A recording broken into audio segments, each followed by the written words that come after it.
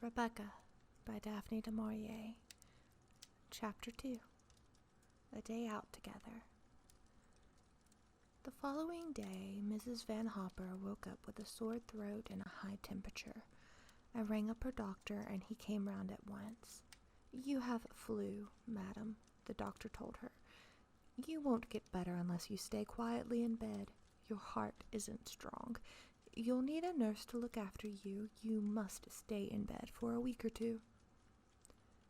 "I'm sure I could look after Mrs. Van Hopper," I said, but the doctor said no. To my surprise, Mrs. Van Hopper agreed with him. Monte Carlo had begun to bore her. She would enjoy staying in bed. She would enjoy giving orders to the nurse as well as to me. The nurse soon arrived, and I was no longer wanted.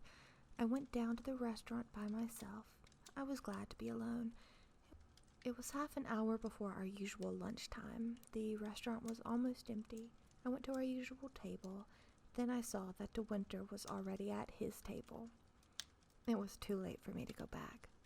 I sat down awkwardly, trying not to look at him. As I picked up the menu, I knocked over the flowers on the table. The water went all over the cloth and ran down onto my skirt. The waiter was at the other end of the restaurant and saw nothing. In a moment, De Winter was standing by my chair. "You can't sit here now," he said. He called to the waiter, who came up at once. "Lay another place at my table," De Winter said. "This lady is lunching with me." "Oh, no," I said. "I couldn't." "Why not?" he said. "I want you to have lunch with me. I was going to ask you anyway. Come and sit down. You needn't talk if you don't want to." We ordered our food and sat for a time in a pleasant, easy silence. "What happened to your friend?" De Winter asked me. I told him about Mrs. Van Hopper's illness. "I'm sorry," he said politely.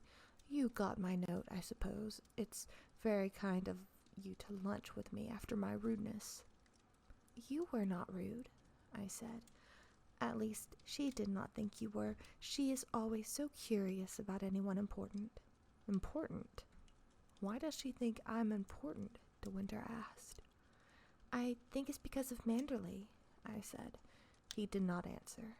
I felt that he did not want to talk about his home. "Your friend is very different from you," he said at last. "And she's much older than you, too. Is she a relation?" "Mrs. Van Hopper is not my friend," I said. "I work for her. I have to. I need the money. I have no family, and there is nothing else I can do." De Winter asked me more questions about myself. I forgot my shyness. I told him about my father, who had been a painter. I talked about my mother and her great love for my father. When my father had died very suddenly, my mother lived only a few weeks after him. I suddenly realized we'd been sitting at the table for more than an hour. I began to apologize. "But I've enjoyed this hour so much," De Winter said. "We are alike in some ways. We are both alone in the world.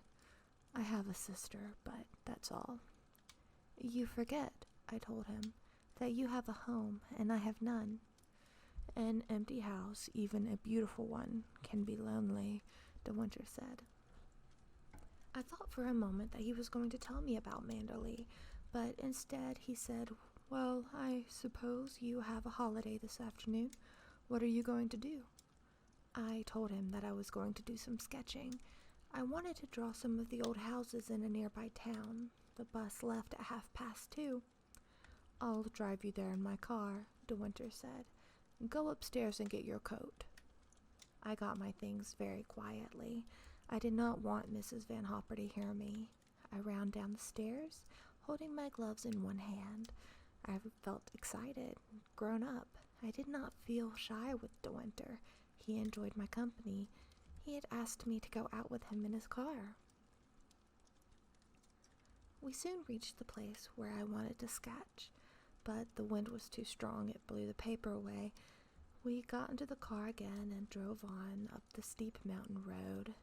Then suddenly the road came to an end. De Winter stopped the car at the very edge. Far below us lay the sea. I felt cold and a little afraid. "Do you know this place?" I said. "Have you been here before?" De Winter looked at me as though I were a stranger. He was lost in the past. There was a strange, faraway look on his face. It looked like a man walking in his sleep. "It's getting late. Shall we go home?" I said. Then he looked at me and smiled. "I'm sorry," he said. "I should not have brought you up here. Yes, I've been here before many years ago." Those years seemed to stretch between us. For the first time, I wish I had not come. De Winter turned the car carefully, and we drove down the twisting road again. The sun was setting now, and the air was cold and clear. Then, at last, he began to talk about Manderley. He did not talk about his life there, but about the house itself. He told me about the gardens and the flowers in the woods. He told me about the sea. It was so near that the sounds of its water could always be heard from the house. He told me about a little secret valley close to the sea. This little valley, hidden away from the world, was full of the scent of flowers. Then we were back in Monte Carlo. We drove slowly through the brightly lit streets toward the hotel. I took my gloves from the shelf of the car. There was a book there. I looked at it, trying to read the title. "You can take the book and look at it if you like," De Winter said.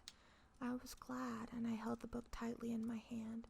I wanted to have something of his now that our day was over. "Out you get," he said. "I must put the car away. I won't see you tonight. I shall be out, but thank you for today." I walked slowly up the hotel steps. I felt like a child going home after a party. I thought of the long hours to bedtime. I could not meet Mrs. Van Hopper and answer the endless questions. I went into the lounge and ordered tea. The waiter brought me tea that was nearly cold. The sandwiches were dry, but I ate them without thinking. In my mind, I was with Max de Winter at Manderley. If he loved his home so much, why had he left it? I picked up the book he had given me. It was a book of poems. On the front page, there was some writing, hard, clear writing in black ink. "Max, from Rebecca, 17th May. The name Rebecca stood out black and strong. The R was tall, much bigger than the other letters. I shut the book quickly. I remembered what Mrs. Van Hopper had said about De Winter's wife. "It was dreadful," she had said. "Her death was in all the newspapers. They say he never talks about it, never says her name. Rebecca was drowned, you know, in the sea near Manderley." I stood up slowly, the book in my hand. I walked unhappily to the lift and back to Mrs. Van Hopper.